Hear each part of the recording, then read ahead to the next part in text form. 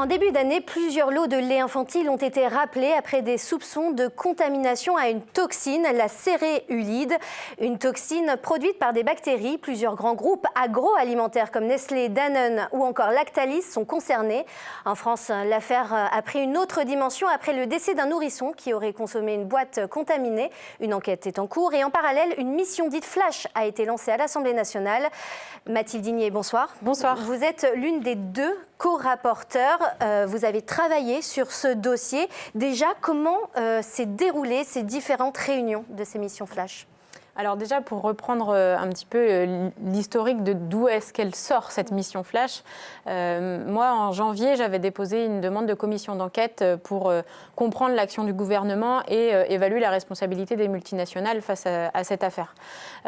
Suite à quoi, en fait, on m'a proposé de faire une mission flash, donc c'est la commission des affaires sociales. Une mission flash, c'est entre 4 et 6 mois et c'est des auditions qui sont à huis clos. J'ai quand même pris cette mission flash parce qu'il y avait beaucoup d'inquiétudes et de questionnements des familles victimes. Et donc, je pense que c'est déjà un travail qui a permis de pouvoir donc faire un rapport qui va permettre de répondre à tout ça, quoi. Alors justement, qui avez-vous auditionné ? Est-ce que vous avez eu les grands groupes agroalimentaires, justement ? Alors, on a auditionné donc, les familles. On a commencé par les associations de familles victimes et aussi parce que finalement, la suite des auditions, les questions qu'on avait, elles étaient aussi inspirées des questions des familles. On a aussi auditionné les autorités de santé, donc la DGS, la DGAL, donc les directions générales de la santé, de l'agriculture et de l'alimentation. Et évidemment, et aussi, on a également auditionné l'Agence européenne de sécurité des aliments et bien sûr les industriels. On a eu une table ronde, une audition avec les industriels également. Oui. Alors justement, ces industriels, est-ce qu'ils ont répondu à toutes vos questions ? Ou est-ce qu'il y avait une sorte d'omerta à côté ? Alors, ils ont eu un questionnaire auquel ils ont répondu et pendant l'audition, ils ont répondu à nos questions. Ils nous ont, pour certains, comme Nestlé par exemple, nous ont apporté des documents avec leur frise chronologique aussi. Donc, dans l'ensemble, ils ont répondu à nos questions. Oui. Alors, vous ne pouvez pas dévoiler les conclusions de ces missions flash pour des raisons d'embargo. Vous les présentez demain à l'Assemblée nationale. Mais qu'est-ce que vous pouvez nous dire et surtout à quoi ça va servir ? Alors déjà, c'est un rapport qui, j'espère, va permettre aux familles de pouvoir répondre à leurs interrogations. Parce que quand on regarde un petit peu la gestion de cette crise, beaucoup de familles nous disent mais moi j'ai eu l'information par les réseaux sociaux, par la presse, j'ai un petit peu découvert qu'il y avait des lots de lait infantile qui étaient contaminés, qui étaient rappelés, et donc l'idée c'est déjà de pouvoir reprendre un petit peu la chronologie de la gestion de cette crise.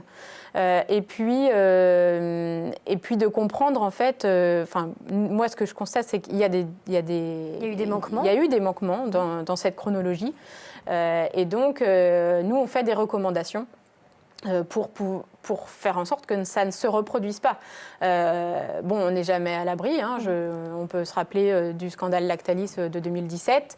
Mais une affaire comme celle qu'on a vécue là cette année sur la toxine céréulide ne devrait pas se reproduire.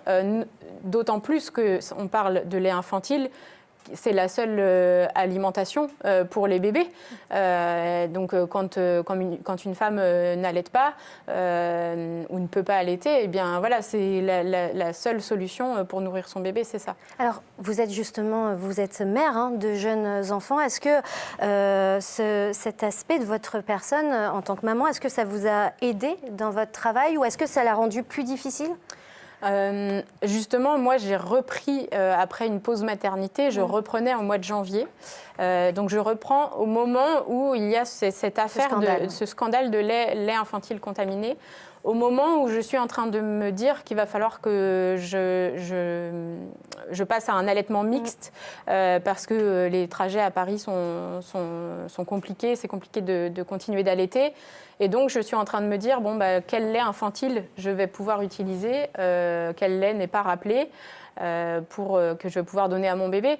Donc en fait, je me suis comment dire, ça vous a touché ça particulièrement en tant que mère, et j'ai compris ce que vivaient les familles victimes de cette contamination.